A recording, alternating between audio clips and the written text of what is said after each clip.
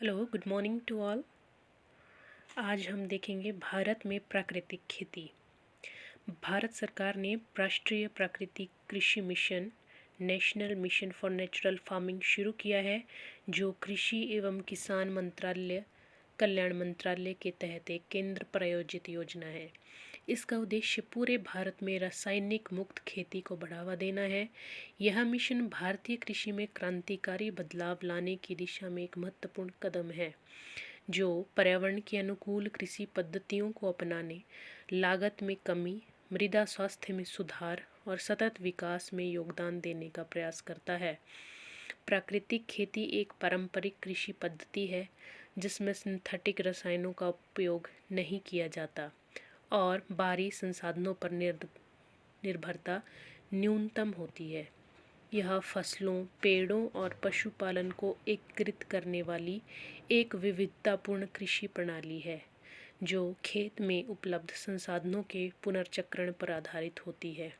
इसमें मल्चिंग, गोबर, गौमूत्र आधारित घोलों का उपयोग और मिट्टी में हवा संचार बनाए रखने जैसी तकनीकों को अपनाया जाता है। भारत में प्राकृतिक खेती की एक प्रमुख विधि शून्य बजट प्राकृतिक खेती है, जो आंध्र प्रदेश में बड़े पैमाने पर प्रचलित है। यह विधि किसानों की बाहरी संसाधनों पर निर्भरता को कम करती है, जिससे खेती की लागत घटती है और मिट्टी की उर्वरता और जैव विविधता में सुधार होता है। प्राकृतिक खेती के मुख्य स्तंभों में जीवामृत और घन जीवामृत शामिल है, जो गोबर, गौमूत्र, गुड़ और दाल के आटे से बने जैविक घोल होते हैं। इनका उपयोग कृषि में सूक्ष्म जीवों की संख्या बढ़ाने के लिए किया जाता है, जिससे पौधों को आवश्यक पोषक तत्व मिलते हैं। बीजामृत नामक बीज विधि में बीजों को गौमूत्र, गोबर आधारित घोल से उपचारित किया जाता है, जिससे उनमें फफूंद और अन्य रोगों से बचाया जाता है। खेतों में वप्सा तकनीक का उपयोग किया जाता है, जिससे पूरे वर्ष हरियाली बनी रहती है और मिट्टी में नमी संचित होती है। इसके अतिरिक्त आच्छादन मल्चिंग विधि में फसल अवशेषों का उपयोग किया जाता है, जिससे मिट्टी में नमी बनी रहती है और खरपतवारों की वृद्धि को रोका जा सकता है। प्राकृतिक खेती और जैविक खेती में कई समानताएं हैं, क्योंकि दोनों पद्धतियां रासायनिक उर्वरकों और कीटनाशकों का उपयोग नहीं करती है। हालांकि इन दोनों में महत्वपूर्ण अंतर भी है। जैविक खेती में बाहरी जैविक इनपुट का उपयोग किया जाता है, जबकि प्राकृतिक खेती पूरी तरह से खेत में उपलब्ध संसाधनों पर निर्भर रहती है। जैविक खाद में खाद और वर्मी कंपोस्ट का उपयोग किया जाता है, जबकि प्राकृतिक खेती में यह अनुमत नहीं है। इसके अतिरिक्त जैविक खेती का वैश्विक बाजार स्थापित हो चुका है, जबकि प्राकृतिक खेती का वाणिज्यिक विस्तार अभी भी प्रारंभिक चरण में है। भारत सरकार ने प्राकृतिक खेती को बढ़ावा देने के लिए कई योजनाएं शुरू की हैं। भारतीय कृषि प्राकृतिक कृषि पद्धति, जो परंपरागत कृषि विकास योजना के तहत एक उप मिशन है, किसानों को बाहरी इनपुट पर निर्भरता कम करने के लिए प्रेरित करता है। नमामि गंगे योजना के तहत गंगा नदी के किनारे के 5 किलोमीटर क्षेत्र में प्राकृतिक खेती को बढ़ावा दिया जा रहा है।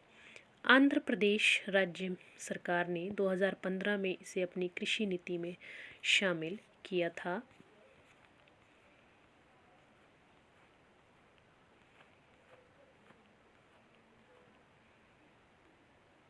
और यह राज्य प्राकृतिक खेती को अपनाने में अग्रणी बन गया। आंध्र प्रदेश ने 2015 में इसे अपनी राज्य नीति में शामिल किया था, जिससे यह राज्य प्राकृतिक खेती को अपनाने में अग्रणी बन गया। गुजरात और हिमाचल ने भी इसे अपनी कृषि नीतियों में शामिल किया है। प्राकृतिक खेती का भारत में महत्वपूर्ण प्रभाव हो सकता है। यह उर्वरक सब्सिडी पर निर्भरता को कम कर सकता है। 2021-22 में लगभग 1.3 लाख करोड़ उर्वरक सब्सिडी थी। शोध से पता चलता है कि प्राकृतिक खेती से खेती की आय में लगभग 60 से 70% तक की कमी हो सकती है। और किसानों की शुद्ध आय में 50% तक की वृद्धि हो सकती है। लागत में 60 से 70% की कमी और किसानों की शुद्ध आय में 50% तक की वृद्धि हो सकती है। इसके अलावा यह किसानों की ऋण निर्भरता को भी कम करती है और उन्हें शोषणकारी वित्तीय व्यवस्था से बचाती है। जैविक खेती की तुलना में प्राकृतिक खेती को अपनाना आसान है, क्योंकि इसमें प्रमाणन प्रक्रियाएं अनिवार्य नहीं हैं। इससे छोटे किसानों के लिए इसे अपनाना सरल हो जाता है। उपभोक्ताओं को भी इसका लाभ मिलता है, क्योंकि प्राकृतिक खेती से उत्पादित खाद्य पदार्थ रसायन मुक्त होते हैं और जैविक उत्पादों की तुलना में अधिक किफ़ायती भी होते हैं। पर्यावरण दृष्टिकोण से प्राकृतिक खेती मिट्टी की उर्वरकता को बढ़ाती है, जैव विविधता में सुधार लाती है और जलवायु परिवर्तन के प्रभावों जैसे सूखा, बाढ़ और मिट्टी की क्षति से बचाव में सहायक होती है।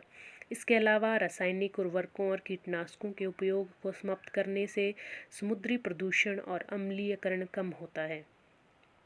स्वास्थ्य की दृष्टि से यह किसानों और उपभोक्ताओं को हानिकारक रसायनों के संपर्क में आने से बचाती है। हालांकि प्राकृतिक खेती को अपनाने में कुछ चुनौतियां भी है। सबसे बड़ी बाधा किसानों में जागरूकता और प्रशिक्षण की कमी है। प्रशिक्षण कार्यक्रमों की सीमित उपलब्धता के कारण कई किसान इसे प्रभावी रूप से अपनाने में असमर्थ रहते हैं। इसके अलावा सरकारी बजट में पर्याप्त समर्थन की कमी है, क्योंकि राष्ट्रीय सतत कृषि मिशन को कृषि बजट का केवल 0.8% ही प्राप्त होता है। प्राकृतिक खेती के प्रसार से 18,000 करोड़ के कीटनाशक उद्योग पर प्रतिकूल प्रभाव पड़ सकता है, जिससे इस क्षेत्र में आर्थिक अस्थिरता की आशंका है। साथ ही खेती से उत्पन्न उत्पादों के लिए समर्पित आपूर्ति श्रृंखला और प्रमाणन प्रणाली का अभाव इसे बाजार में स्थापित होने से रोकता है।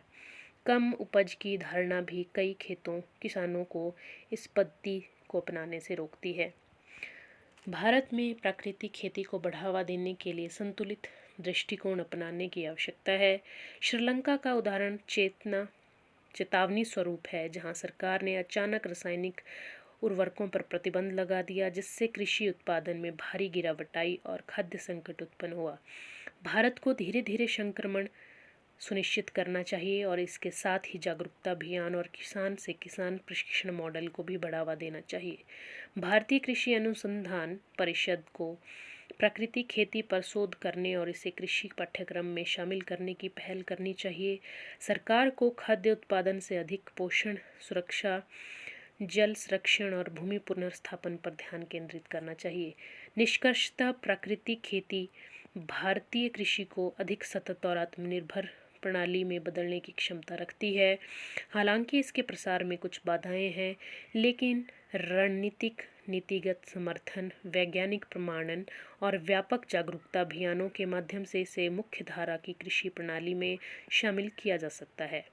प्राकृतिक खेती को बढ़ावा देकर भारत दीर्घकालिक कृषि स्थिरता प्राप्त कर सकता है, किसानों की आजीविका सुधार सकता है और पर्यावरण संरक्षण में योगदान कर सकता है। धन्यवाद।